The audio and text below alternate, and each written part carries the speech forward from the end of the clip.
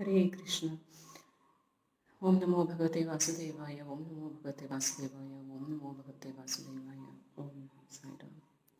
ಶ್ರೀಮದ್ ಭಾಗವತ ಮಹಾಪುರಾಣ ದಶಮಸ್ಕಂದ ಉತ್ತರಾರ್ಧದಲ್ಲಿ 82ನೆಯ ಅಧ್ಯಾಯ.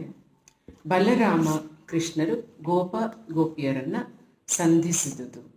ಶ್ರೀ ಶುಕಮಾಮುನಿಗಳು ಹೇಳ್ತಾರೆ, ಎಲೆ ಪರೀಕ್ಷಿತನೇ, ಹೀಗೆ ಬಲರಾಮ ಶ್ರೀಕೃಷ್ಣರು ದ್ವಾರಕೆಯಲ್ಲಿ ವಾಸ ಮಾಡುತ್ತಿದ್ದಾಗ ಒಮ್ಮೆ ಪ್ರಳಯ ಕಾಲದೋಪಾದಿಯಲ್ಲಿ ಮಹತ್ತರವಾದ ಪೂರ್ಣಗ್ರಾಸ ಸೂರ್ಯಗ್ರಹಣವು ಉಂಟಾಗಿತ್ತು. ಪರೀಕ್ಷಿತನೇ, ಇದನ್ನು ಮೊದಲೇ ತಿಳಿದ ಜನರು ತಮ್ಮ ಶ್ರೇಯ ಪ್ರಾಪ್ತಿಗಾಗಿ ಎಲ್ಲ ಕಡೆಗಳಿಂದಲೂ ಸಮಂತಕ ಪಂಚಕ ಕ್ಷೇತ್ರಕ್ಕೆ ಅಂದರೆ ಕುರುಕ್ಷೇತ್ರಕ್ಕೆ ಧಾವಿಸಿದರು. ಶಸ್ತ್ರಧಾರಿಗಳಲ್ಲಿ ಶ್ರೇಷ್ಠನಾದ ಪರಶುರಾಮನು ಭೂಮಂಡಲವನ್ನೇ ಕ್ಷತ್ರಿಯರಿಂದ ರಹಿತವಾಗಿಸಿ ರಾಜರ ರಕ್ತದ ಕೋಡಿಯಿಂದಲೇ ದೊಡ್ಡ ದೊಡ್ಡ ಕುಂಡಗಳನ್ನು ನಿರ್ಮಿಸಿದನು. ಅದೇ ಸಮಂತ ಪಂಚಕ ಕ್ಷೇತ್ರವು ಸಾಧಾರಣ ಮನುಷ್ಯನು ತನ್ನ ಪಾಪ ಪರಿಹಾರಕ್ಕಾಗಿ ಪ್ರಾಯಶ್ಚಿತ್ತವನ್ನು ಮಾಡಿಕೊಳ್ಳುವಂತೆಯೇ ಸರ್ವಶಕ್ತನಾದ ಭಗವಾನ್ ಪರಶುರಾಮನು ತನಗೂ ತಾನು ಮಾಡಿದ ಕರ್ಮಕ್ಕೂ ಸಂಬಂಧವಿಲ್ಲದಿದ್ದರೂ ಲೋಕಮರ್ಯಾದೆಯನ್ನು ರಕ್ಷಿಸಲಿಕ್ಕಾಗಿ ಅಲ್ಲಿಯೇ ಮಹಾಯಜ್ಞವನ್ನು ಮಾಡಿದ್ದನು. ಪರೀಕ್ಷಿತನೇ, ಮಹತ್ವಪೂರ್ಣವಾದ ಆ ತೀರ್ಥಯಾತ್ರೆಯ ಸಮಯದಲ್ಲಿ ಭಾರತ ವರ್ಷದ ಎಲ್ಲ ಪ್ರಾಂತಗಳ ಪ್ರಜೆಗಳು ಕುರುಕ್ಷೇತ್ರಕ್ಕೆ ಆಗಮಿಸಿದರು. ಅವರಲ್ಲಿ ಅಕ್ರೂರ, ವಸುದೇವ, ಉಗ್ರಸೇನನೇ ಮೊದಲಾದ ಹಿರಿಯರು, ಗದ, ಪ್ರದ್ಯುಮ್ನ, ಸಾಂಬರೆ ಮೊದಲಾದ ಬೇರೆ ಯದುವಂಶೀಯರು ತಮ್ಮ ತಮ್ಮ ಪಾಪಗಳನ್ನು ನಾಶ ಮಾಡಿಕೊಳ್ಳಲು ಕುರುಕ್ಷೇತ್ರಕ್ಕೆ ಬಂದಿದ್ದರು. ಪ್ರದ್ಯುಮ್ನ ನಂದನ ಅನಿರುದ್ಧ ಮತ್ತು ಯಾದವ ಸೇನಾಪತಿ ಕೃತವರ್ಮ ಇವರಿಬ್ಬರು ಸುಚಂದ್ರ, ಶುಕ, ಸಾರಣ ಮೊದಲಾದವರೊಡನೆ ನಗರದ ರಕ್ಷಣೆಗಾಗಿ ದ್ವಾರಕೆಯಲ್ಲೇ ಉಳಿದರು. ಯಾದವರು ಮೊದಲೇ ಸ್ವಭಾವದಿಂದ ಪರಮ ತೇಜಸ್ವಿಗಳಾಗಿ ಇದ್ದರು.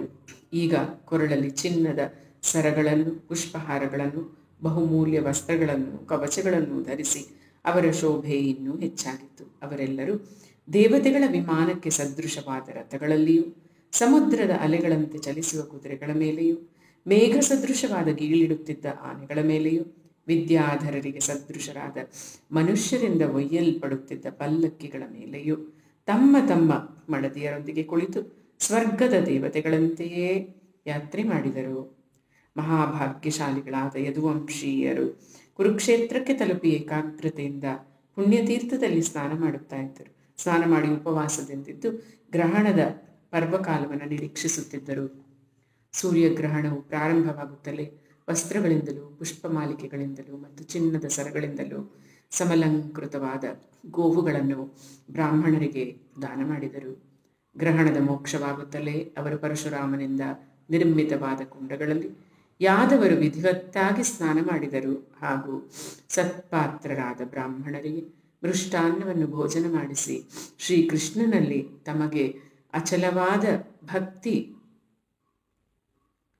ಇರುವಂತೆ ಆಶೀರ್ವದಿಸಬೇಕೆಂದು ಬ್ರಾಹ್ಮಣರಲ್ಲಿ ಪ್ರಾರ್ಥಿಸಿದರು. ಭಗವಾನ್ ಶ್ರೀಕೃಷ್ಣನನ್ನೇ ತಮ್ಮ ಆದರ್ಶ ಮತ್ತು ಇಷ್ಟದೇವನೆಂದು ತಿಳಿದಿರುವ ಯದುವಂಶೀಯರು ಬ್ರಾಹ್ಮಣರಿಂದ ಅನುಮತಿ ಪಡೆದು ಭೋಜನ ಮಾಡಿದರು.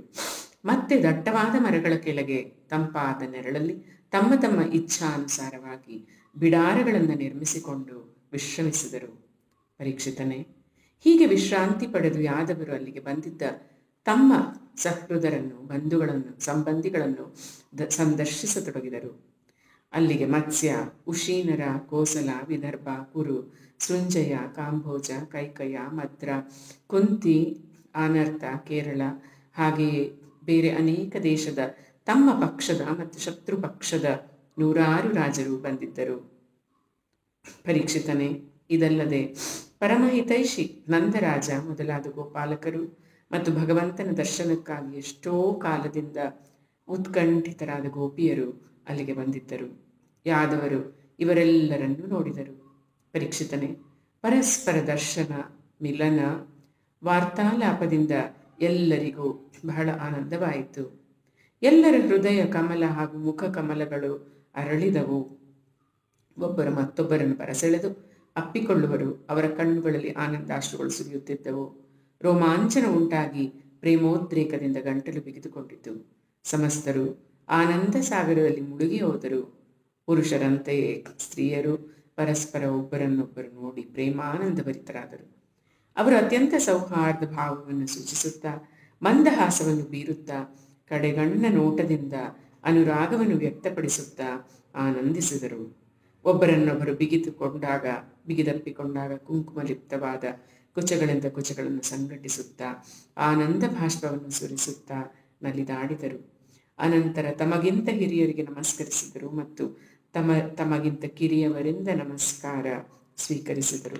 ಅವರು ಪರಸ್ಪರ ಸ್ವಾಗತಿಸುತ್ತಾ ಕ್ಷೇಮ ಸಮಾಚಾರವನ್ನು ಕೇಳಿಕೊಂಡು ಮತ್ತೆ ಶ್ರೀಕೃಷ್ಣನ ಮಧುರ ಲೀಲೆಗಳನ್ನು ಒಬ್ಬರು ಮತ್ತೊಬ್ಬರಿಗೆ ಹೇಳಿಕೊಳ್ಳತೊಡಗಿದರು. ಪರೀಕ್ಷಿತನೇ, ಕುಂತಿಯು ವಸುದೇವನೇ ಮೊದಲಾದ ತನ್ನ ಸಹೋದರ ಸಹೋದರಿಯರನ್ನು, ಅವರ ಪುತ್ರರನ್ನು, ತಂದೆ ತಾಯಿ ಅತ್ತಿಗೆಯರನ್ನು ಹಾಗೂ ಭಗವಾನ್ ಶ್ರೀಕೃಷ್ಣನನ್ನು ನೋಡಿ ಅವರೊಂದಿಗೆ ಮಾತನಾಡಿ ತನ್ನ ದುಃಖವನ್ನೆಲ್ಲವನ್ನು ಮರೆತಳು. ಕುಂತಿಯು ವಸುದೇವನಲ್ಲಿ ಹೇಳಿದ್ಲು, ಅಣ್ಣ, ನಾನು ನಿಜವಾಗಿಯೂ ನಿರ್ಭಾಗ್ಯಳೇ ಸರಿ.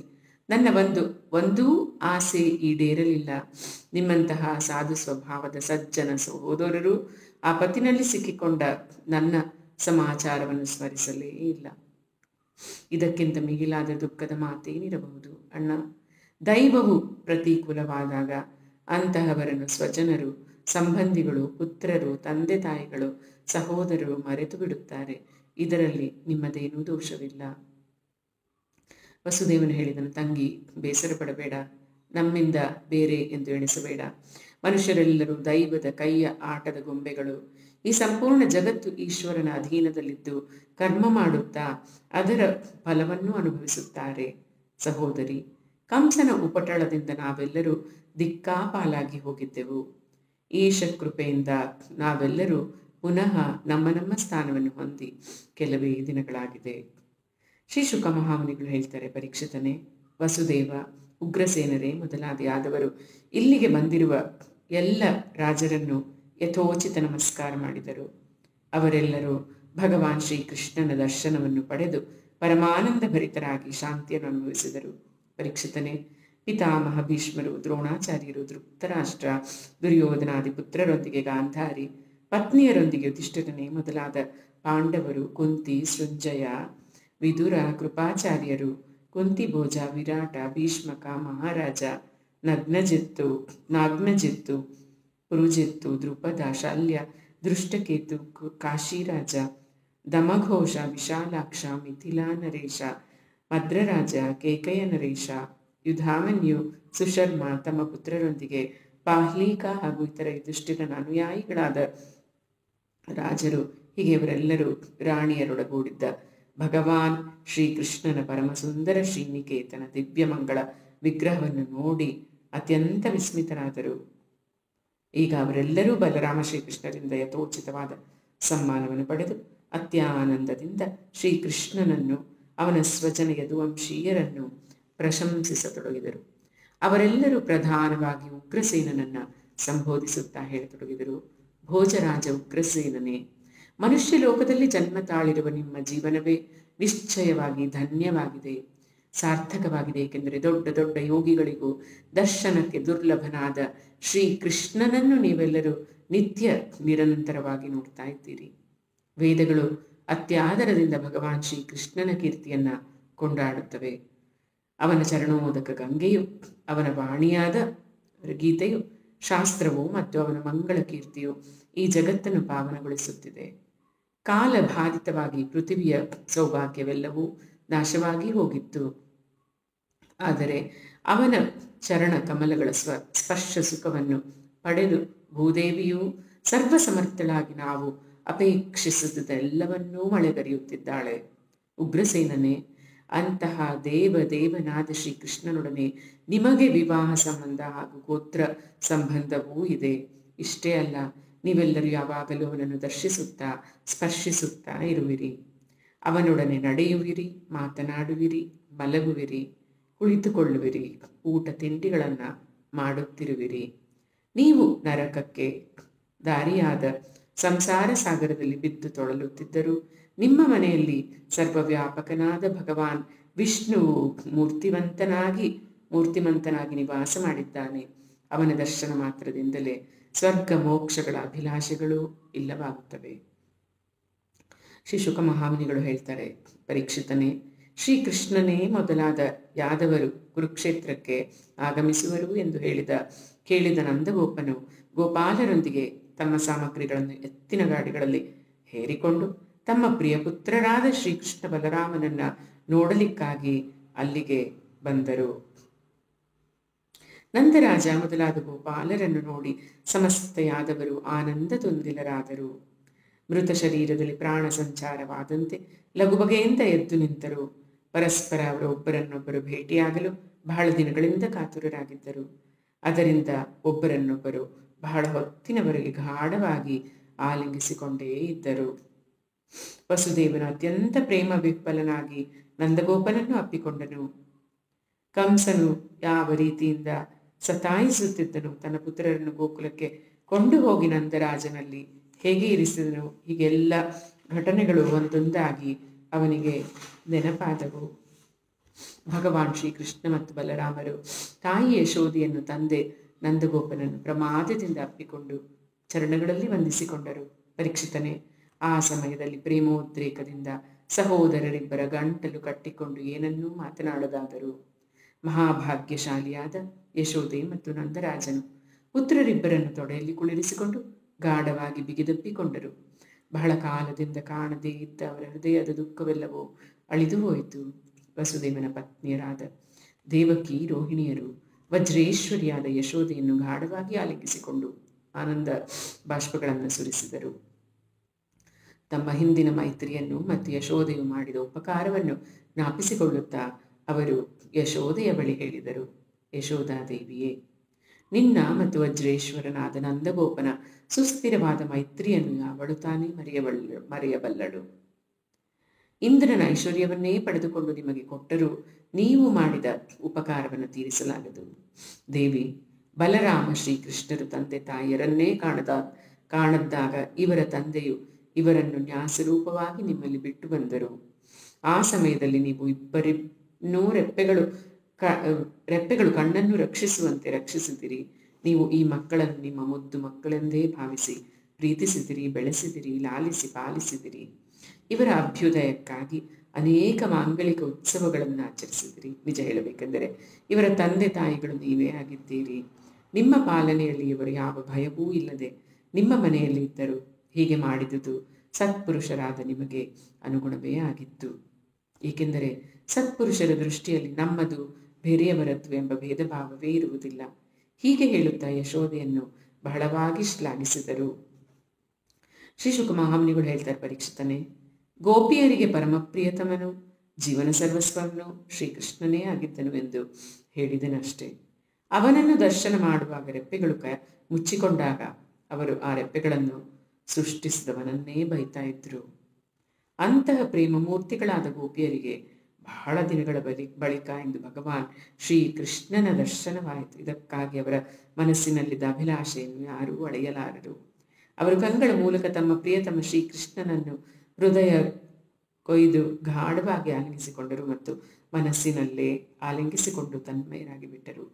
ಪರೀಕ್ಷಿತನೇ, ನಿತ್ಯ ನಿರಂತರ ಅಭ್ಯಾಸ ಮಾಡುವಂಥ ಯೋಗಿಗಳಿಗೂ ಅತ್ಯಂತ ದುರ್ಲಭವಾದ ಭಾವಸ್ಥಿತಿಯನ್ನು ಅವರು ಅಂದು ಪಡೆದುಕೊಂಡರು. ಗೋಪಿಯರು ತನ್ನಲ್ಲಿ ತನ್ಮಯರಾಗಿ ಬಿಟ್ಟಿದ್ದಾರೆ ಎಂದು ನೋಡಿದ ಭಗವಾನ್ ಶ್ರೀಕೃಷ್ಣನು ಏಕಾಂತದಲ್ಲಿ ಅವರ ಬಳಿಗೆ ಹೋದನು. ಅವರನ್ನು ಅಪ್ಪಿಕೊಂಡನು. ಕ್ಷೇಮ ಸಮಾಚಾರವನ್ನು ಕೇಳುತ್ತಾ ನಸುನಗುತ್ತಾ ಹೀಗೆ ಹೇಳಿದನು, ಸಖಿಯರೇ, ನಾವು ನಮ್ಮ ಸ್ವಜನ ಸಂಬಂಧಿಗಳ ಕೆಲಸವನ್ನು ಮಾಡುವುದಕ್ಕಾಗಿ ವ್ರಜದಿಂದ ಹೊರಗೆ ಮತ್ತು ಹೀಗೆ ನಿಮ್ಮಂತಹ ಪ್ರಿಯಸಿಯರನ್ನು ಬಿಟ್ಟು ನಾವು ಶತ್ರುಗಳನ್ನು ನಾಶ ಮಾಡುವುದರಲ್ಲಿ ತೊಡಗಿಬಿಟ್ಟೆವು. ಬಹಳ ದಿನಗಳು ಕಳೆದವು ಎಂದಾದರೂ ನೀವುಗಳು ನಮ್ಮನ್ನು ಸ್ಮರಿಸುತ್ತೀರೇನು? ಪ್ರಿಯ ಗೋಪಿಯರೇ, ಮಾಡಿದ ಉಪಕಾರವನ್ನು ಸ್ಮರಿಸುವವನಲ್ಲವೆಂದು ಭಾವಿಸಿ ನನ್ನನ್ನು ಕಡೆಗಾಣಿಸಿಬಿಟ್ಟಿದ್ದೀರಾ. ಹಾಗೆ ನನ್ನನ್ನು ತಿಳಿಯಬೇಡಿ. ಸೇರುವಿಕೆಗೂ ಅಗಲುವಿಕೆಯೋ ಸೇರುವಿಕೆಯೋ ನಮ್ಮ ಅಧೀನದಲ್ಲಿಲ್ಲ. ಭಗವಂತನೇ ಪ್ರಾಣಿಗಳ ಸಂಯೋಗ ಮತ್ತು ವಿಯೋಗಕ್ಕೆ ಕಾರಣನಾಗಿದ್ದಾನೆ. ವಾಯುವು ಮೋಡಗಳನ್ನು, ಹುಲ್ಲುಕಡ್ಡಿಗಳನ್ನು, ಹತ್ತಿಯನ್ನು, ಧೂಳಿನ ಕಣಗಳನ್ನು ಒಮ್ಮೆ ಒಂದಾಗಿಸಿ ಮತ್ತೊಮ್ಮೆ ಛಿದ್ರಗೊಳಿಸುತ್ತದೆಯೋ ಹಾಗೆಯೇ ಸಮಸ್ತ ಪದಾರ್ಥಗಳ ಸೃಷ್ಟಿಕರ್ತನಾದ ಭಗವಂತನು ಪ್ರಾಣಿಗಳಿಗೆ ಸ್ವೇಚ್ಛೆಯಿಂದ ಸಂಯೋಗ ವಿಯೋಗಗಳನ್ನು ಉಂಟು ಮಾಡುತ್ತಾನೆ. ಸಖಿಯರೇ, ನನ್ನನ್ನು ಪಡೆಯುವಂತಹ ಪರಮ ಪ್ರೇಮವು ನಿಮಗೆಲ್ಲರಿಗೂ ಪ್ರಾಪ್ತವಾಗಿರುವುದು ದೊಡ್ಡ ಸೌಭಾಗ್ಯದ ಮಾತಾಗಿದೆ. ಏಕೆಂದರೆ ನನ್ನ ಕುರಿತು ಉಂಟಾದ ಪ್ರೇಮಾಭಕ್ತಿಯು ಪ್ರಾಣಿಗಳಿಗೆ ಅಮೃತತ್ವವನ್ನು ದೊರಕಿಸುವುದರಲ್ಲಿ ಸಮರ್ಥವಾಗಿದೆ. ಪ್ರಿಯ ಗೋಪಿಯರೇ, ಘಟ ಪಟಗಳೇ ಮುಂತಾದ ಭೌತಿಕ ಪದಾರ್ಥಗಳಿಗೆ ಪಂಚಭೂತಗಳಾದ ಪೃಥ್ವಿ, ಜಲ, ವಾಯು, ಅಗ್ನಿ, ಆಕಾಶಗಳೇ ಮೂಲ ಕಾರಣವಾಗಿದ್ದು ಅವುಗಳ ಒಳಗೂ ಹೊರಗೂ ಇದ್ದು ಅವುಗಳಲ್ಲಿ ಹಾಸುಹೊಕ್ಕಾಗಿದೆಯೋ ಹಾಗೆಯೇ ನಾನು ಸಮಸ್ತ ಪ್ರಾಣಿಗಳ ಆದಿಯು, ಮಧ್ಯನು, ಅಂತ್ಯನು ಹಾಗೂ ಅವುಗಳ ಹೊರಗೆ ಒಳಗೆ ಕೇವಲ ನಾನೇ ವ್ಯಾಪಿಸಿಕೊಂಡಿದ್ದೇನೆ. ಹೀಗೆ ಸಮಸ್ತ ಪ್ರಾಣಿಗಳ ಶರೀರಗಳಲ್ಲಿಯೂ ಈ ಪಂಚಭೂತಗಳೇ ಕಾರಣರೂಪದಿಂದ ಉಪಸ್ಥಿತವಾಗಿವೆ. ಆತ್ಮನು ಭೋಕ್ತೃವಿನ ರೂಪದಲ್ಲಿ ಅಥವಾ ಜೀವರೂಪದಿಂದ ಇದ್ದಾನೆ. ನಾನಾದರೂ ಇವೆರಡರಿಂದಲೂ ಬೇರೆಯಾಗಿ ಅವಿನಾಶಿಯಾದ ಸತ್ಯರೂಪದಲ್ಲಿರುತ್ತೇನೆ. ಆದ್ದರಿಂದ ಇವೆರಡು ನನ್ನೊಳಗೆ ಕಂಡುಬರುತ್ತವೆ. ಹೀಗೆ ನೀವೆಲ್ಲರೂ ಕಂಡುಕೊಳ್ಳಿರಿ. ಶ್ರೀ ಶುಕಮಹಾಮುನಿಗಳು ಹೇಳ್ತಾರೆ, ಪರೀಕ್ಷಿತನೇ, ಭಗವಾನ್ ಶ್ರೀಕೃಷ್ಣನು ಹೀಗೆ ಗೋಪಿಯರಿಗೆ ಆಧ್ಯಾತ್ಮ ಜ್ಞಾನದ ಉಪದೇಶವನ್ನಿತ್ತನು. ಇಂತಹ ಭಗವದ್ ಉಪದೇಶವನ್ನು ಪದೇ ಪದೇ ಸ್ಮರಿಸಿಕೊಳ್ಳುತ್ತಾ ಗೋಪಿಯರ ಜೀವಕೋಶ ಅಂದರೆ ಲಿಂಗ ಶರೀರ ನಾಶವಾಗಿ ಹೋಯಿತು. ಅವರೆಲ್ಲರೂ ಭಗವಂತನ ನಿಜ ಸ್ವರೂಪವನ್ನು ಹೊಂದಿದರು. ಆನಂದ ತುಂದಿಲರಾದ ಅವರು ಶ್ರೀಕೃಷ್ಣನನ್ನ ಹೀಗೆ ಪ್ರಾರ್ಥಿಸಿಕೊಂಡರು. ಓ ಕಮಲನಾಭನೇ, ಜ್ಞಾನ ಸಂಪನ್ನರಾದ ಮಹಾಯೋಗಿಗಳು ತಮ್ಮ ಹೃದಯ ಕಮಲಗಳಲ್ಲಿ ನಿನ್ನ ದಿವ್ಯವಾದ ಚರಣ ಕಮಲಗಳನ್ನು ಸದಾ ಧ್ಯಾನ ಮಾಡುತ್ತಾ ಇರುತ್ತಾರೆ. ಸಂಸಾರ ಕೂಪದಲ್ಲಿ ಬಿದ್ದಿರುವ ಜನರಿಗೆ ಪಾರಾಗಲು ನಿನ್ನ ಚರಣಕಮಲಗಳೇ ಏಕಮಾತ್ರ ಅವಲಂಬನೆಯಾಗಿದೆ. ಪ್ರಭೋ, ನಿನ್ನ ಚರಣಕಮಲಗಳು ಮನೆ ವಾರ್ತೆಯ ಕೆಲಸ ಮಾಡುತ್ತಿದ್ದರೂ ಸದಾಕಾಲ ನಮ್ಮ ಹೃದಯದಲ್ಲಿ ವಿರಾಜಿಸುತ್ತಿರಲಿ. ನಾವು ಒಂದು ಕ್ಷಣವೂ ಅದನ್ನು ಮರೆಯದಂತೆ ದಯಮಾಡಿ ಅನುಗ್ರಹಿಸು. ಎಂಬಲ್ಲಿಗೆ 82ನೇ ಅಧ್ಯಾಯವು ಮುಗಿಯಿತು. ಶ್ರೀಕೃಷ್ಣಾರ್ಪಣಮಸ್ತು.